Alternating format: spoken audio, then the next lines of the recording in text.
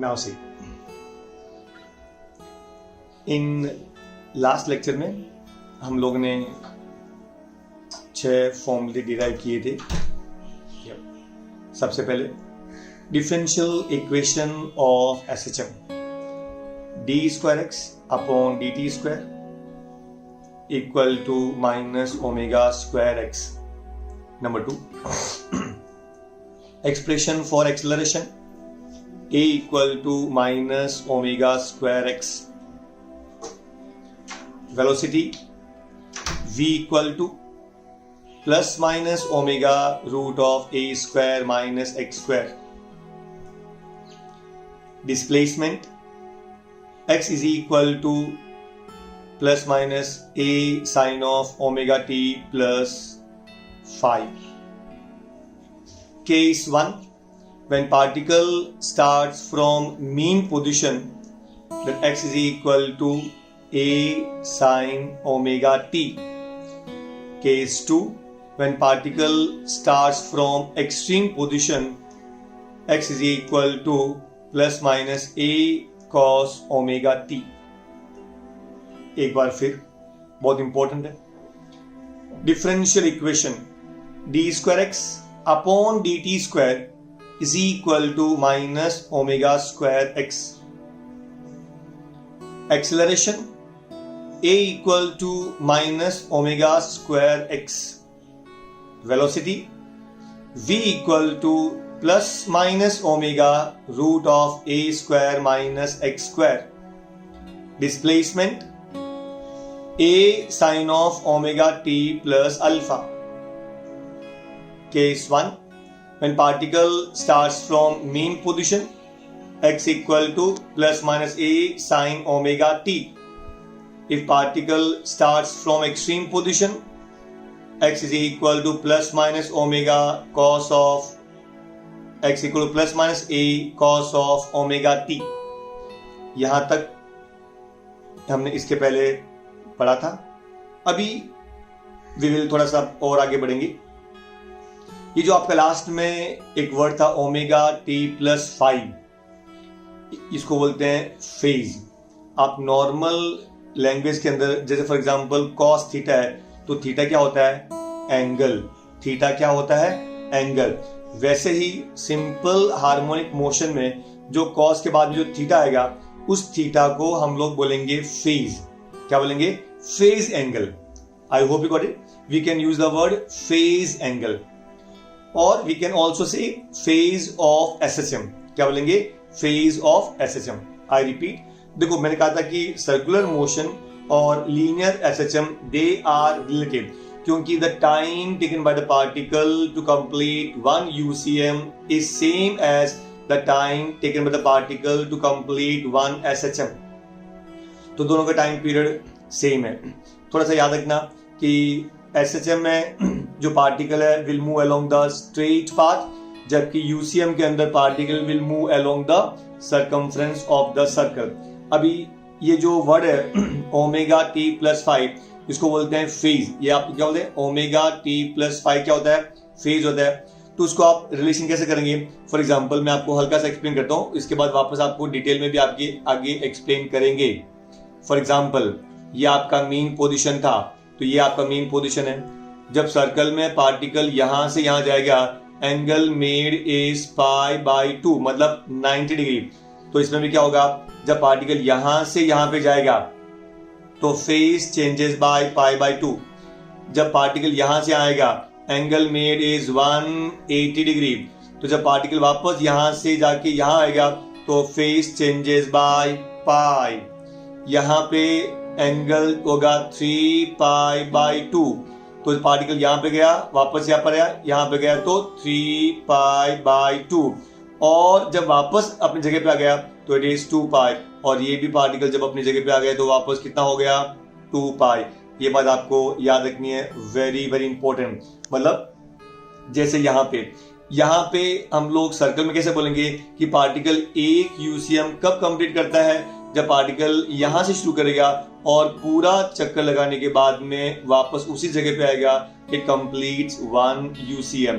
Similarly in case of simple harmonic motion, suppose particle starts from mean position, then it will go extreme right, will come to mean, will go to extreme right left and again come to mean, then we say it completes one oscillation. I hope you got it. एक oscillation कैसा होता है? Repeat. ये particle main position पर है, यहां से particle जाएगा एक्सट्रीम राइट, फिर वापस मीन पे आएगा, फिर एक्सट्रीम लेफ्ट, फिर वापस मीन पर आएगा. It completes one SHM. I hope you got it. अच्छा, एक छोटा सा क्वेश्चन है. कैन यू टेल मी कि जब ये पार्टिकल एक SHM खत्म करता है तो टोटल डिस्टेंस कितना होगा? मेरा क्वेश्चन ये है कि ये पार्टिकल एक SHM कंप्लीट करता है तो टोटल डिस्टेंस कितना होता है? वापस देखो, यहां से एक SHM मतलब यहां से particle extreme right mean, extreme left mean, then complete one oscillation. तो जरा सोच के बताइए कि एक ऑसिलेशन में डिस्टेंस कितना कवर होगा?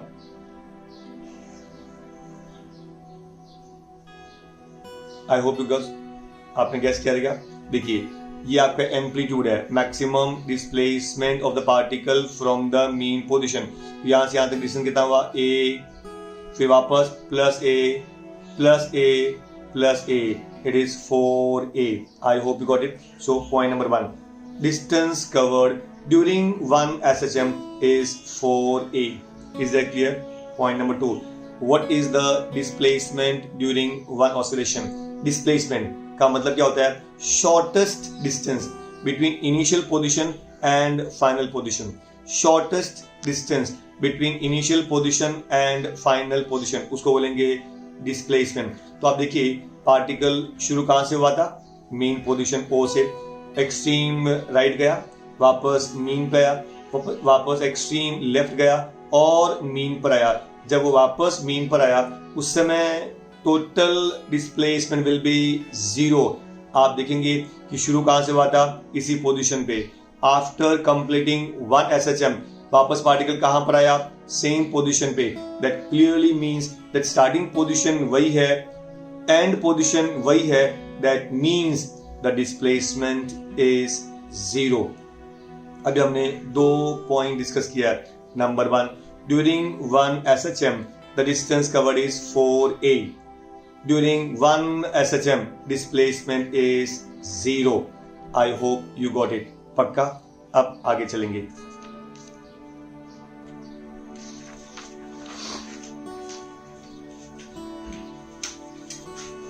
अगर सपोज डिस्प्लेसमेंट आपको दिया x is equal to a sine omega t plus 5, ये हमको मालूम है डिस्प्लेसमेंट का वैल्यू क्या है.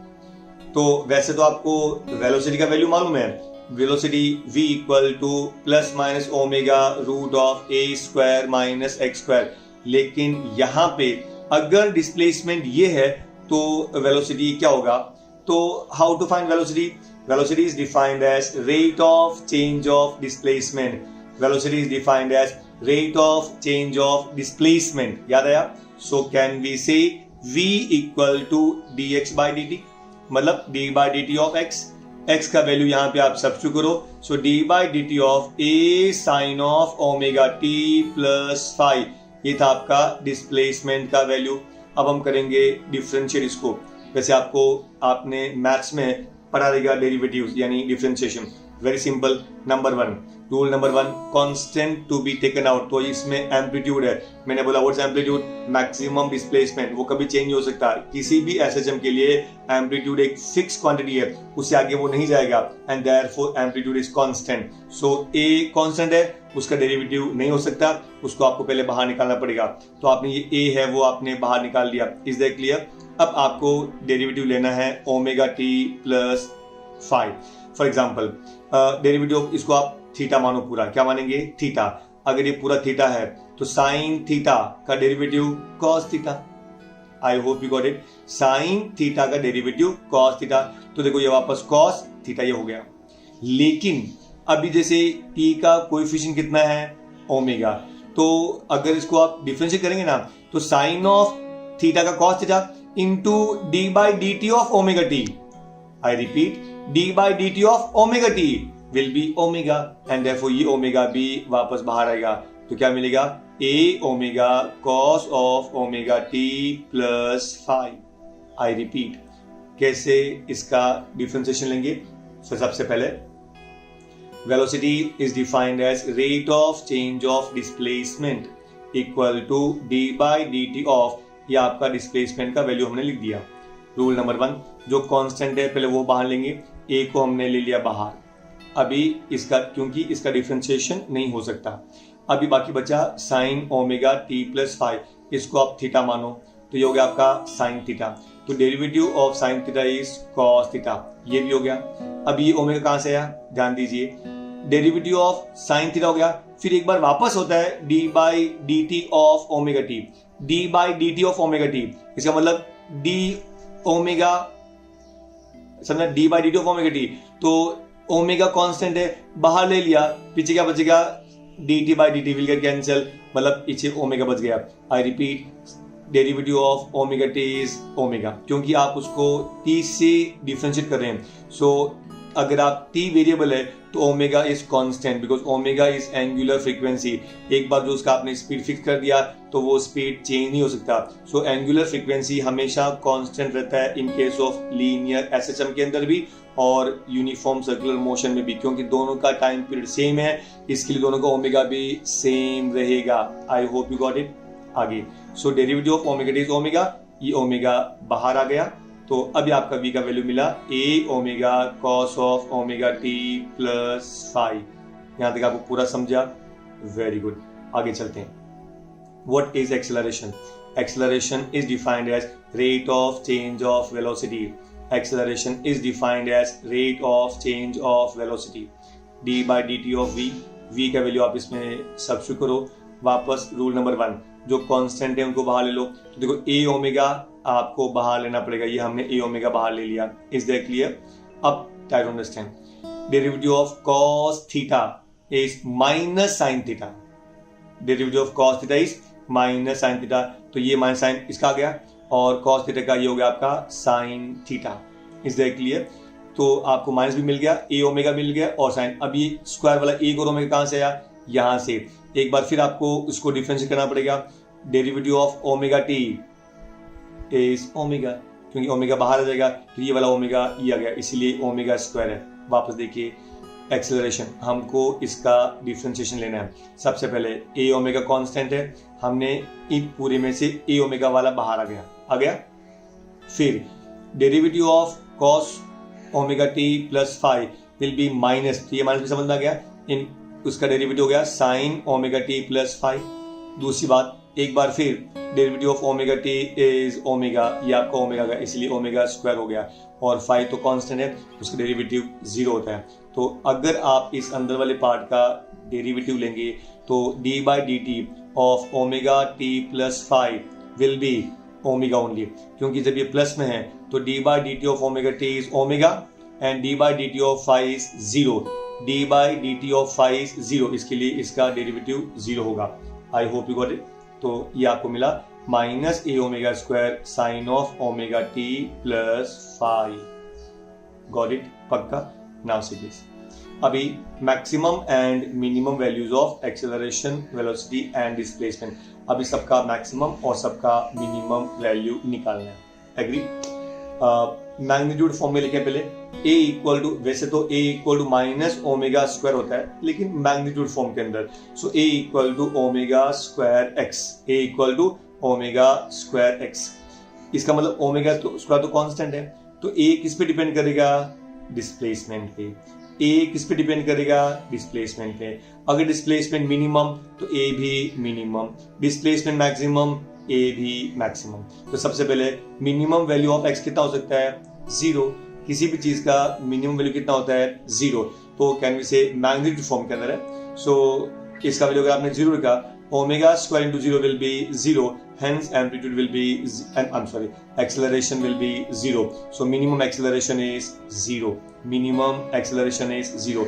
इन सब के अंदर सब चीज का मिनिमम वैल्यू 0 ही होगा.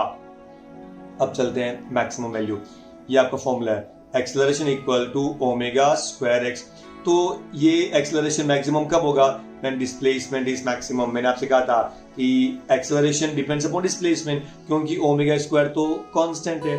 अगर डिस्प्लेसमेंट मैक्सिमम है तो एक्सेलरेशन भी मैक्सिमम होगा, hence A will be maximum. Displacement maximum क्या होता है? Amplitude. I repeat again, maximum displacement of the particle from mean position is called as amplitude. ये हमने कई बार डिस्कस किया है। मैक्सिमम ये मीन पोजीशन है, अगर आपका पार्टिकल केवल यहां तक जा सकता है तो ये आपका एम्पलीट्यूड हो गया। क्या हो गया आपका? Amplitude. What's amplitude? Maximum displacement of the particle from the mean position. अगर आपने स्विंग देखा रहेगा, स्विंग का एक लिमिट होता है, उसके ऊपर नहीं जा सकता, तो जो उसका लिमिटिंग पोजीशन है that is called as amplitude, called as amplitude. तो याद रखना, acceleration will be maximum at x is equal to either plus a और माइनस ए। तो इधर भी मैक्सिमम ए रहेगा, इधर मैक्सिमम ए रहेगा, लेकिन इसको हम बोलेंगे प्लस ए, तो यहाँ को बोलेंगे minus A. I hope you got it. ये आपका उसका ये पाथ है along with the particle moves। तो इस पाथ के अंदर ये मैक्सिमम डिस्प्लेसमेंट एम्पलीट्यूड, ये मैक्सिमम डिस्प्लेसमेंट एम्पलीट्यूड। एक को नाम देंगे प्लस ए जो राइट साइड में रहेगा, और इसको आप नाम देंगे minus. I hope you got it, पक्का वाला। सो x की जगह पे क्या लिखेंगे? Plus minus A, and therefore maximum acceleration will be equal to omega square into plus minus A, मतलब plus minus omega square into A. ये हो गया आपका मैक्सिमम एक्सेलरेशन का वैल्यू। तो हमें दो नया चीज मिला, minimum acceleration is 0, maximum acceleration is plus minus omega square A. Minimum acceleration is 0, maximum acceleration is plus minus omega square A. ये आपको याद रखना है। I hope you got it. आगे चलते हैं। वेलोसिटी, आपको तो फॉर्मूला मालूम ही है। Velocity will be equal to plus minus omega root of A square minus X square, plus minus omega square root of A square minus X square. तो ये आपका वेलोसिटी का वैल्यू है। अभी देखिए जरा सा, always you compare with the swing. अगर आप जब झूला खाते हैं तो कौन से पोजीशन पे आपका स्पीड एकदम मैक्सिमम रहेगा? एक्सट्रीम पोजीशन पे नहीं, एक्सट्रीम पे जाने के बाद में तो पार्टिकल रुक जाता है, तो वहां तो स्पीड मिनिमम होता है। तो मैक्सिमम कहां पे होगा? जब एकदम मीन पे रहेंगे, क्योंकि जब यहाँ पे स्पीड बढ़ेगा बढ़ेगा बढ़ेगा बढ़ेगा, मैक्सिमम एकदम मीन पे बढ़ जाएगा, यहाँ पे सबसे ज्यादा रहेगा, क्योंकि जब उसको आगे और कम होना है, और जब कम होता रहेगा तो यहाँ जाने के बाद में रुक जाएगा। सो कहने मतलब ये हुआ कि एक्सट्रीम पे तो पार्टिकल्स का वेलोसिटी मिनिमम रहता है, 0 रहता है, तो मैक्सिमम कहां पे रहेगा? मीन पोजीशन पे। आई होप यू गॉट इट। और एक्सट्रीम पे कितना रहेगा? 0। ये आप देखो प्रैक्टिकली आपको समझा। जब आप झूला खाएंगे तो याद रखो कि जब आप एकदम मीन पोजीशन पे आएंगे उस समय स्पीड सबसे ज्यादा, और जब आप एक्सट्रीम पे जाएंगे स्पीड बिकम्स 0। ये हो गया आपका प्रैक्टिकली। अब चलते हैं मैथमेटिकली। सो ये आपका एक्सप्रेशन है v equal to plus minus omega root of A square minus X square. अब मुझे बताइए ये मिनिमम कब होगा? ये 0 कब होगा? जब ये वाला 0 होगा। ये 0 कब होगा? जब ये वाला 0 होगा। तो ये 0 कब होगा? जब x का वैल्यू सेम ये रहेगा a, तो a square minus a square will be 0। I hope you got it. इसका मतलब डिस्प्लेसमेंट कितना होना चाहिए? a, यानी प्लस माइनस a। और अभी हमने डिस्कस भी किया था प्रैक्टिकली कि जब डिस्प्लेसमेंट मैक्सिमम है उस समय पार्टिकल जाके रुक जाता है और फिर वापस आता है। तो एक्सट्रीम पोजीशन पे velocity is always equal to 0. Hence we can say v will be minimum at displacement equal to plus minus a। मतलब एम्पलीट्यूड पे वेलोसिटी मिनिमम होगा। आप x का वैल्यू डाल दीजिए a, तो a square minus a square will be 0, 0 into something will be 0, and therefore v minimum will be 0. I hope it is clear. पक्का? Now see this. अब ये मैक्सिमम कहां होगा? प्रैक्टिकली मैंने कहा था कहां होता है? मीन पोजीशन पे, जहां पे डिस्प्लेसमेंट विल बी 0। जब displacement is 0 then velocity is maximum, velocity is maximum. आगे चलते हैं। So v will be maximum at x equal to 0। आप इसको यहां पे 0 डाल दीजिए, तो a square minus 0 a square root of a square a। So answer will be plus minus omega into a, plus minus omega into a। तो ये था आपका मैक्सिमम वैल्यू ऑफ वेलोसिटी। तो देखो v max equal to plus minus omega root of a square minus 0, a square minus 0 is a square root of a square, square and root will get cancel, so square root of a square is a A into omega, omega A plus minus omega A. हमने दो नया formula पढ़ लिया, minimum velocity 0, maximum velocity plus minus omega A. Minimum velocity is 0, maximum velocity is plus minus omega A. Clear हुआ आपका? पक्का? Series. अब चलते हैं डिस्प्लेसमेंट। ये डिस्प्लेसमेंट याद रखो, ये हो गया आपका मिनिमम पोजीशन, मीन पोजीशन या एक्सट्रीम पोजीशन। तो ऑब्वियसली डिस्प्लेसमेंट कहां पे मिनिमम होता है? Where displacement is minimum at the mean position, at the mean position. और मैक्सिमम कहां पे होता है? Extreme position. बोले तो एम्पलीट्यूड, सिंपल। लेकिन mathematically x is equal to a sin of omega t plus 5। ये मिनिमम कब होगा? जब ये 0 हो सकता है, बराबर। एम्पलीट्यूड कभी 0 होता नहीं है। अगर ये 0 कब होगा? जब इसका वैल्यू 0 होगा। साइन का कौन सा वैल्यू 0 होता है? जब साइन का थीटा का वैल्यू होता है 0। आई होप यू गॉट इट। तो कहने का मतलब ये हुआ कि अगर ओमेगा t प्लस 5 अगर 0 है तो इसका मतलब sign 0 will be 0, 0 into a will be 0 and displacement will be 0। I hope you got it। इसका मतलब क्या हुआ? ओमेगा t प्लस 5 बोलते हैं फेज। तो फेज कहां पे? 0 कहां पे होता है? मीन पोजीशन पे।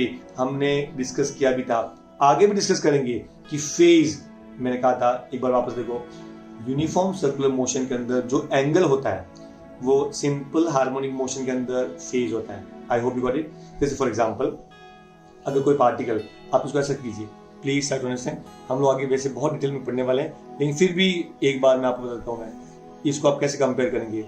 ये आपके एक पार्टिकल है परफॉर्मिंग यूनिफॉर्म सर्कुलर मोशन और दूसरा particle performing simple harmonic motion. I hope you got it. ये इसका मेन पोजीशन है एसएचएम का और इसके अंदर ये मेन पोजीशन है। तो अगर जैसे फॉर एग्जांपल ये पार्टिकल यहाँ पे गया तो phase change, angle changes by 90 degree, और जब यहाँ से पार्टिकल जाएगा उसको बोलेंगे फेज चेंजेस बाय π/2। एग्जैक्टली है। तो ये बात आ जा रखना कि जो वर्ड हम यूज करते हैं angle in case of circular motion के अंदर, वही हम यूज करते हैं word phase in case of SHM. Exactly है। तो एंगल में टोटल 4 पार्ट है, 1, 2, 3 एंड 4, मतलब एक पूरा सर्कल। फॉर एग्जाम्पल वापस देखो, 1, 2, 3 एंड 4। और यूसी में भी मैंने आपसे कहा था कि 4 पार्ट होते हैं। कौन से 4 पार्ट? यहां चालू कीजिए, 1, 2, 3 एंड 4। एग्जैक्टली है। हम लोग आगे भी और डिटेल में पढ़ने वाले हैं फेज के बारे में। I will give you complete definition. अभी आपको समझे यहाँ पे कि वापस देखो, displacement A sine of omega T plus 5। Displacement minimum कब होगा? व्हेन एक्स का वैल्यू 0 होगा। ये 0 मतलब right hand side should be 0। ये 0 नहीं हो सकता, this value should be 0। Sine का कौन सा वैल्यू 0 होता है? साइन 0। इसका मतलब omega T plus 5 should be equal to 0।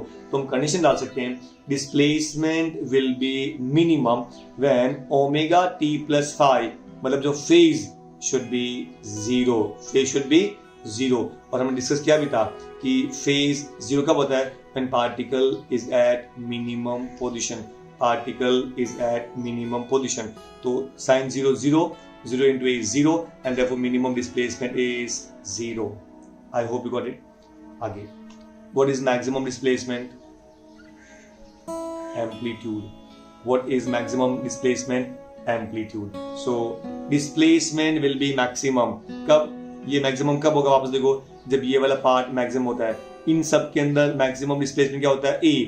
ये A मैक्सिमम हो गया तो इसका मतलब इसका वैल्यू होना चाहिए 1। तो साइन थीटा का वैल्यू 1 कब होता है? When theta is π/2। Theta is π/2। तो कैन वी से कि अगर आपका थीटा π/2 है, इसका मतलब क्या हुआ? अगर फेज π/2 है तो पार्टिकल यहाँ पे रहेगा, और जब पार्टिकल यहाँ पे रहेगा तो इट इज मैक्सिमम। या फिर इवन यहाँ पे देखो, जैसे हमने लास्ट में डिस्कस किया था, वापस देखो 0, π/2, वापस यहाँ पे पाई, और यहाँ पे आएगा तो 3π/2। यहाँ पे भी रहेगा तो भी आपका डिस्प्लेसमेंट मैक्सिमम रहेगा। So displacement is maximum at π/2 मतलब यहाँ पे, और एट 3π/2 मतलब यहाँ पे। दोनों पोजीशन पे डिस्प्लेसमेंट मैक्सिमम रहेगा। So can be say omega T plus 5 can be π/2 और 3π/2। अच्छा, साइन π/2 कितना होता है? 1 एंड साइन 3π/2 -1। तो इसको आप a को 1 से मल्टीप्लाई कर सकते हैं तो प्लस a, और -1 से मल्टीप्लाई करेंगे तो -a। So displacement, maximum displacement is plus minus a, मतलब आइदर ये पोजीशन और ये पोजीशन, क्योंकि इसको हम क्या बोलेंगे, mean position. So mean position पे डिस्प्लेसमेंट 0, एक्सट्रीम पोजीशन पे displacement maximum. I hope you got it. So once again, minimum displacement 0, maximum displacement is amplitude, maximum displacement is amplitude. आपको ये फॉर्मूले याद रखना है। तो पहले हमारे पास में 6 फॉर्मूले थे, 6 और ये 6 फॉर्मूले और हो गए, कितने हो गए, 12 फॉर्मूले आपको याद रखना है। वैसे end of this topic definitely I will give you a lot of फॉर्मूले रिलेटेड टू ऑसिलेशंस, लेकिन आपको साथ के साथ ये फॉर्मूले लर्न मतलब याद रखना है, सो दैट अपना आगे का पार्ट और भी सिंपल होता जाएगा। एक बात याद रखिए कि आप कीप ऑन रिवाइजिंग, आप इसको बार बार रिवाइज करेंगे ना, तो आई एश्योर यू कि 100% आपको चैप्टर बहुत सिंपल लगेगा, क्योंकि इसके अंदर जो पहले के जो आपको जो पार्ट है वो आपको अच्छी तरह से आनी चाहिए। मेरा कहने का मतलब ये है कि दिस शुड बी परफेक्ट। तो आप बार बार इसको आप रिवीजन करते रहेंगे तो 100% आपको आगे का पार्ट बहुत इजी लगेगा। I hope you got it. Now see आगे चलते हैं।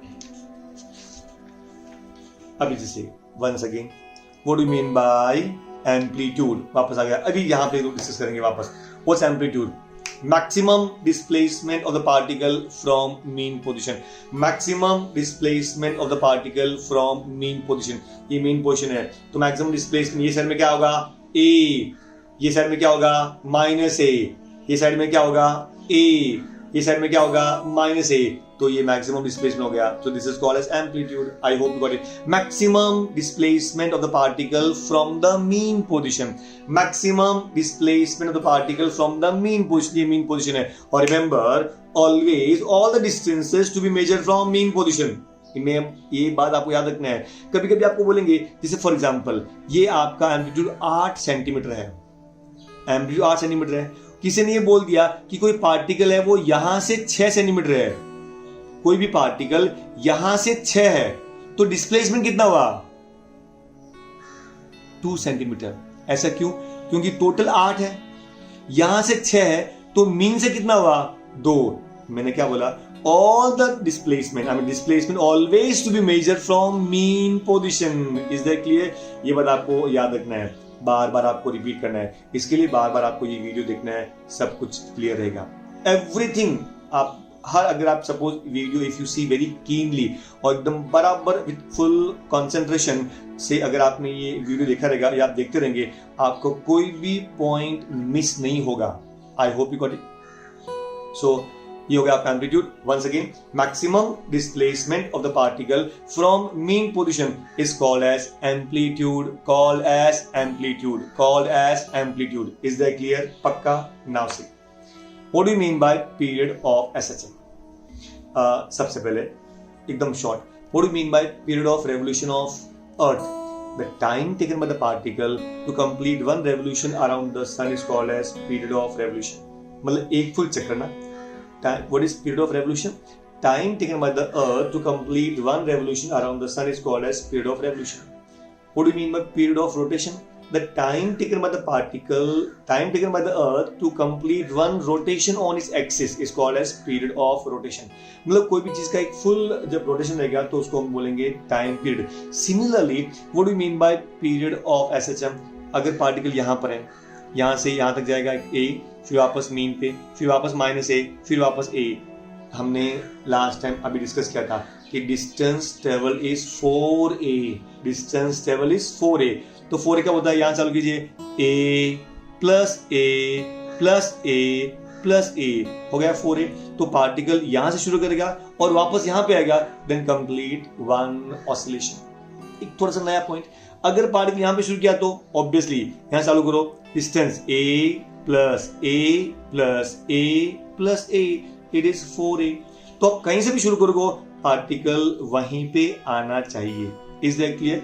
अगर आप यहां से शुरू करेंगे तो वापस एक ऑसिलेशन में A plus A plus A plus A, तो याद रखना it is 4A and it complete one oscillation. Is that clear? So what do you mean by period of oscillation? The time taken by the particle to complete one oscillation, to complete one oscillation, मतलब the time taken by the particle to complete a distance of 4A, to complete a distance of 4A is called as period of oscillation। तो मान लो आपका particle यहाँ पर है। जब आप यहाँ से शुरू करेंगे देन दिस टाइम कहाँ से जाएंगे, पहले ओ से एक्सट्रीम राइट, फिर वापस मीन, फिर एक्सट्रीम लेफ्ट, फिर वापस mean, a complete one oscillation. और इतना जो टाइम लगेगा this time is called as periodic time और we can say period of SHM. I hope you got it now. See अभी एक इंपॉर्टेंट थिंग, अगर आपने पीरियोडिक टाइम ऐड किया ये जो कैपिटल थी तो क्या होगा, पार्टिकल वापस एग्जैक्टली आपको उसी पोजीशन में मिलेगा, आपको पार्टिकल एग्जैक्टली उसी पोजीशन में मिलेगा। देन द क्वेश्चन इज है कि वो पीरियोडिक टाइम क्या है, कैन यू सी वो पीरियोडिक टाइम है क्या, कि जो आप ऐड करेंगे तो मुझे पार्टिकल वहीं पे मिलना चाहिए, क्योंकि एक पीरियड के अंदर पार्टिकल जहां शुरू किया वहीं आपको मिलना चाहिए ना। अगर मैं पार्टिकल यहां पे शुरू किया और कहीं पे बीच में कहीं खत्म हुआ तो वो पीरियडिक टाइम नहीं है। तो क्वेश्चन ये है कि वो ऐसा कौन सा वैल्यू है जिसको हम ऐड करेंगे तो वापस हमको वही फॉर्म इक्वेशन मिलना चाहिए। अगर वही इक्वेशन मिल गया वापस एग्जैक्टली, इसका मतलब वो जो आपने ऐड किया वो आपका पीरियोडिक टाइम है। एग्जैक्टली सो सी मैथमेटिकली एक्स का वैल्यू क्या हो गया, a sin of omega t plus 5। Agree. अगर हमने अब वो आपको मैंने टाइम दिया, टाइम क्या है, the time is t plus 2 pi by omega.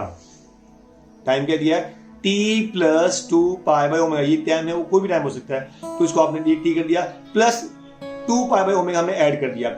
अगर ये ऐड करने के बाद में मतलब इसको आप इसमें सब्स्टिट्यूट करने के बाद में अगर आपको वापस एग्जैक्टली वही इक्वेशन मिलता है तो समझ लेने का ये पीरियोडिक टाइम है। और अगर आपको एग्जैक्टली वही इक्वेशन नहीं मिलता है, उसमें कुछ चेंज आता है, तो समझ लेना कि ये पीरियोडिक टाइम नहीं है। I hope you got it. I repeat, हम इसके अंदर t plus 2 pi by omega add करेंगे, मतलब ये जो t है this t will be replaced by t plus 2 pi by omega. हमारे लिए ये पार्ट बहुत इंपॉर्टेंट है।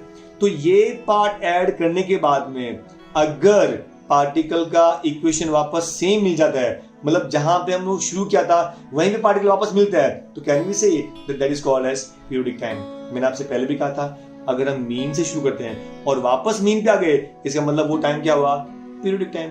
तो कहने का मतलब ये हुआ कि हमारा इनिशियल इक्वेशन ये है और उसमें कुछ ऐड करने के बाद में हम वापस वहीं पे मिलते हैं, इसका मतलब जो हमने ऐड किया है वो 2 पाई बाई ओमेगा ही है, वो पीरियोडिक टाइम ही है।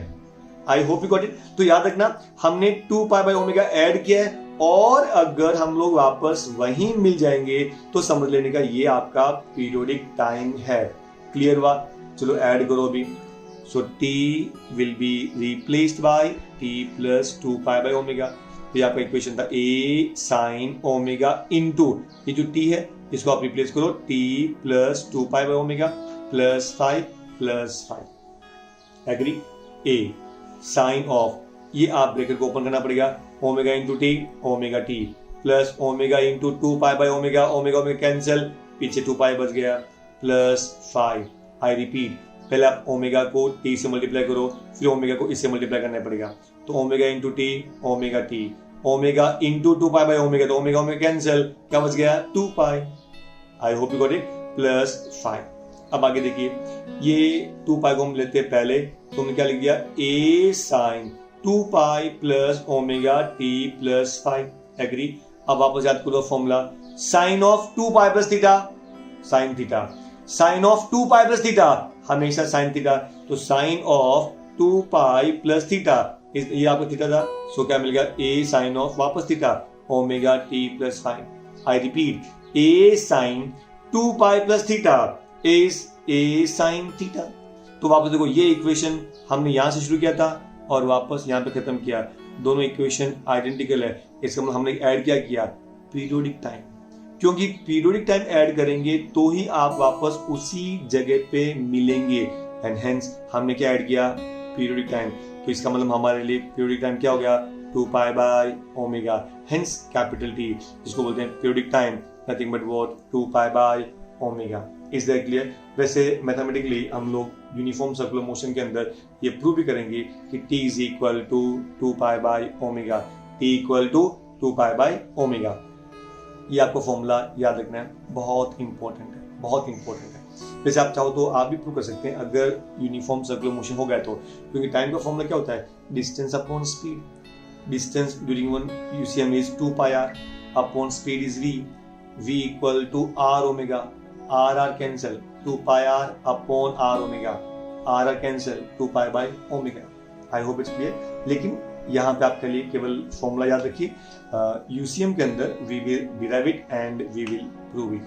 I hope you got it now. Say please, क्योंकि यूसीएम के अंदर ही हम लोग प्रूव करते हैं कि V is equal to R omega, V is equal to R omega. Is that clear? अगर आप चाहो तो इन शॉर्ट, अगर किसी को इंटरेस्ट है तो देख सकते हैं. T का फॉर्मूला क्या होता है? It is distance. What is distance? 2 pi R upon speed. What speed? It is V is equal to 2 pi R upon what's a V? R omega. V equal to R omega. ये बहुत important formula है और बहुत important है. V equal to R omega. V equal to R omega. R cancel. So 2 pi by omega. 2 pi by omega. I hope you got it. पक्का? आगे चलते हैं. अभी we will derive more formulae for period. Next. वापस याद करो. Omega square equal to K by M. ये आपको याद है? Omega square equal to K by M. हमने अज्यूम किया था omega square is K by M. तो ये ओमेगा क्या हो गया? Root of K by M. Root of K by M. Is that clear? तो ओमेगा का value root of K by M ये आप सब्स्टिट्यूट करो इसके अंदर. So T equal to 2 pi upon omega. What's omega? Root of K by M. I hope you got it. अब उसको आप इन्वर्टेंडो कर दो, M चला जाएगा ऊपर, तो क्या मिलेगा? T equal to 2 pi root of M by K.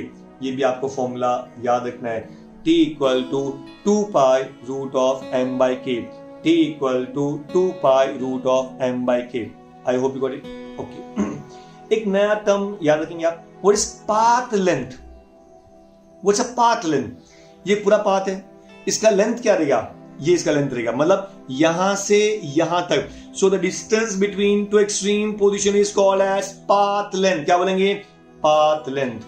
The distance between two extreme positions, extreme right, extreme left, इनके बीच का जो डिस्टेंस रहेगा इसको बोलेंगे path length.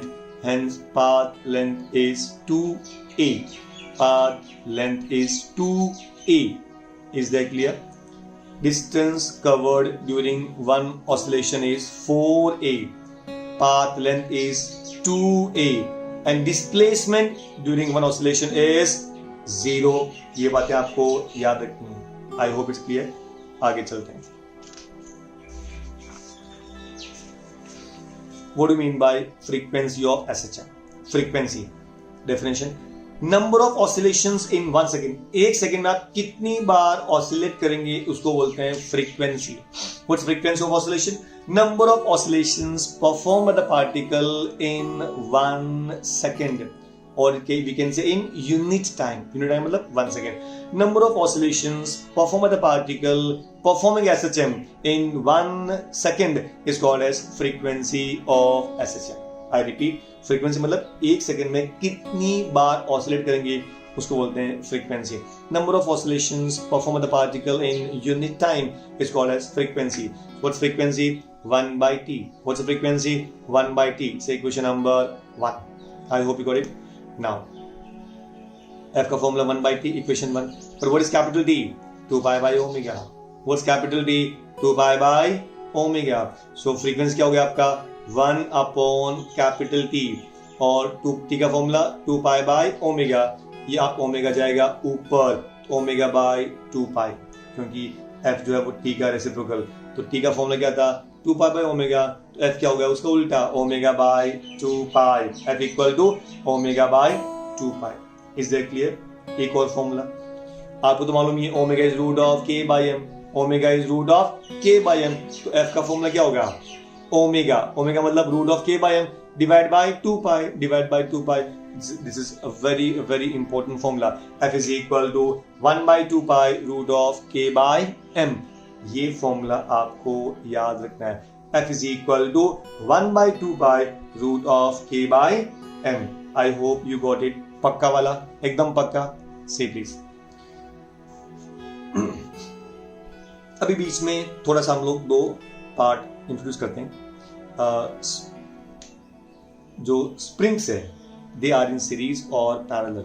So springs in series और पैरेलल. ये मेरे पास में एक स्प्रिंग है x जिसका फोर्स कांस्टेंट है K1, दूसरा स्प्रिंग है जिसका फोर्स कांस्टेंट है K2। अगर आपने इसको रिजिड सपोर्ट से लटका दिया और ये आपका एक ऑब्जेक्ट है जिसका मास है आपका m and therefore force in the downward direction will be equal to mg। तो फोर्स का फॉर्मूला क्या होगा, F is equal to mg। I hope you got it. थोड़ा सा यहाँ पे हम लोग ट्राई टू अंडरस्टैंड, ये दो अलग अलग स्प्रिंग है और हर एक स्प्रिंग का अपना अलग अलग फोर्स कांस्टेंट होगा। मतलब कोई स्प्रिंग स्मूथ रहेगा, आई मीन टू से एकदम लाइट रहेगा, डेलिकेट रहेगा, कोई एकदम हार्ड रहेगा। इसके लिए हर एक अलग अलग स्प्रिंग का अपना खुद का फोर्स कांस्टेंट K रहेगा। एग्जैक्टली, अगर स्प्रिंग्स आर आइडेंटिकल तो K विल बी सेम, और अगर आपने अलग स्प्रिंग्स को नाम दिया कि ये स्प्रिंग अलग है, ये स्प्रिंग अलग है, तो आपको अलग अलग नाम देना पड़ेगा। तो ये स्प्रिंग का फोर्स कांस्टेंट K1 और दूसरे स्प्रिंग का force constant K2। Is clear? और आपने वन आफ्टर द अनदर उसको आप अटैच किया है, उसको बोलेंगे सीरीज। क्या बोलेंगे? सीरीज। जैसे आपको याद रहेगा, आपने 9th में पढ़ा था कि how the resistances are in series. तो एक रेजिस्टेंस खत्म हुआ, दूसरा शुरू किया, दूसरा खत्म किया, तीसरा शुरू किया। So one after the another अगर आप ऐसे रेजिस्टेंस को कनेक्ट करेंगे तो उसको बोलते हैं सीरीज। सिमिलरली यहाँ पे स्प्रिंग कैसा हुआ कि स्प्रिंग का वन एंड यहाँ पर है और दूसरा एंड यहाँ पर है, तो दूसरे एंड से आपने दूसरा स्प्रिंग कनेक्ट कर दिया, तो इस प्रकार जो कॉम्बिनेशन रहेगा उसको बोलते हैं सीरीज कॉम्बिनेशन। क्या बोलेंगे? Series combination. जैसे ह्यूमन चेन कैसे बनाते हैं, एक हाथ इसने पकड़ा, उसका हाथ उसने पकड़ा, ऐसा जो उसको बोलेंगे ह्यूमन चेन, उसको बोलते हैं सीरीज कॉम्बिनेशन। क्या बोलेंगे? Series combination. एक चीज क्लियर हुआ? ओके। ये मान लो 2 किलो का है, तो क्या मेरा कहना मतलब ये है कि ये जो स्प्रिंग है उस पे भी 2 किलो भार लगेगा और ये स्प्रिंग पे भी 2 किलो का ही भार लगेगा। तो कहने का मतलब ये हुआ कि अगर आपने 2 किलो वेट अटैच किया है तो हर एक स्प्रिंग को 2 किलो वेट ही अटैच होगा। Is that clear? ना। अच्छा, जैसे मैंने कहा था कि ये अगर स्प्रिंग है एकदम डेलिकेट है तो इसका डिस्प्लेसमेंट ज्यादा हो सकता है, ये एकदम स्ट्रॉन्ग है तो इसका डिस्प्लेसमेंट कम होगा। मतलब सबका डिस्प्लेसमेंट अलग अलग होगा। तो मान लो K1 है, उसका डिस्प्लेसमेंट X1 है, मतलब ये इतना खींचेगा, मतलब उसमें नया एक्सटेंशन क्या होगा? X1। अगर मान लो उसका स्प्रिंग का लेंथ है 10 सेंटीमीटर और ये आपने वेट अटैच किया और लेंथ हो गया 11 सेंटीमीटर, तो चेंज कितना हुआ? 1 सेंटीमीटर का। तो वो 1 सेंटीमीटर क्या हो गया? X1। What is X1? Extension produced in the spring due to attachment of the weight. Weight attach करने के बाद में जो इसमें डिस्प्लेसमेंट प्रोड्यूस होगा उसका ओरिजिनल लेंथ से जितना चेंज होगा उसको बोलेंगे extension. I hope you got it. तो इसका एक्सटेंशन है आपका X1। सिमिलरली इसके अंदर एक्सटेंशन होगा X2। हमने अलग अलग नाम क्यों दिया? क्योंकि दोनों स्प्रिंग अलग अलग है, दोनों में एक्सटेंशन अलग अलग होगा। इवन दो दोनों के लिए फोर्स सेम है, फिर भी अलग अलग एक्सटेंशन है, अलग अलग फोर्स कांस्टेंट है, इसके लिए अलग अलग एक्सटेंशन होगा। तो टोटल एक्सटेंशन क्या होगा? Total extension is sum of extensions produced in the two springs. So X will be equal to X1 plus X2. This is the total extension. I hope you got it. कोई doubt आपको? क्योंकि हम लोग force add नहीं कर सकते ना, क्योंकि फोर्स तो कांस्टेंट है। Exactly. So can we say सबसे पहले कि इसका एक्सटेंशन X1 है, इसका X2 है, and therefore total extension produced will be X1 plus X2. मान लो ये 1 सेंटीमीटर लंबा हुआ, ये 2 सेंटीमीटर लंबा हुआ, सो टोटल 3 सेंटीमीटर लंबा हो जाएगा पूरा ये combination. Is that clear? So total extension is X1 plus X2 say equation number 1। Is that clear? Okay, अब आगे चलते हैं। आपने फॉर्मूला तो पढ़ा रहेगा, mathematical equation of SHM F equal to KX। याद किया आपको? हमने डिस्कस किया था mathematically SHM is expressed as F equal to KX। F मतलब फोर्स, K मतलब स्प्रिंग कांस्टेंट या फोर्स कांस्टेंट या proportional constant, and X is the displacement. अच्छा, ये टोटल फोर्स F है और ये जो KS मतलब resultant force constant when they are connected in series, इसलिए इसको नाम दिया KS, and the total extension produced is X। I hope you got it. Formula वही है, F equal to KX। F मतलब टोटल फोर्स, KS मतलब total force constant when they are connected in series, और X is the total extension produced. Is that clear? Therefore X का value क्या होगा? आप KS को यहाँ पे ट्रांसफर कर दीजिए, so X will be equal to F by KS से इक्वेशन नंबर 2। एग्री, पक्का, सी प्लीज। दूसरा पार्ट, अभी इसके लिए देखो फोर्स तो उतना ही है, तो इसका force F equal to force constant K1, displacement x1, तो वापस नया फॉर्मूला बन गया F is equal to K1 x1। Therefore x1 का वैल्यू क्या होगा, K1 को नीचे ट्रांसफर कर दीजिए, तो x1 will be equal to F upon K1, F upon K1 say equation number 3। I hope you got it. अब चलते हैं इसके लिए, देखो फोर्स तो सबके लिए सेम है, F equal to K2 x2, F equal to K2 x2, तो x2 विल बी, K2 को ट्रांसफर कर दीजिए, so x2 will be equal to F upon K2, F upon K2 say equation number 4। अच्छा, अभी equation 2, 3 and 4 we substitute in equation number 1। Equation 1 क्या था, x is equal to x1 plus x2, so x का value F by KS equal to F by K1 plus F by K2। इन दोनों F आप ले लो common, F जब common लेंगे तो F विल गेट कैंसिल। दूसरा option, dividing each term by F, तो इस F से डिवाइड किया कैंसिल हुआ, F से डिवाइड किया कैंसिल किया, F से डिवाइड किया कैंसिल किया, इसका मतलब F विल गेट कैंसिल। क्या बचेगा, 1 by KS equal to 1 by K1 plus 1 by K2। Hence when springs are connected in series, इसका डेफिनेशन देखिए, when springs are connected in series then reciprocal of force constant is equal to sum of reciprocals of individual force constants. I repeat, when springs are connected in series, जब springs series में connect रहेगा तो resultant force constant क्या होता है, तो relation क्या देंगे, then if springs are connected in series then reciprocal of resultant force constant is equal to sum of reciprocal of individual force constant. Reciprocal of resultant force constant is equal to sum of reciprocals of individual force constants. I hope you got it.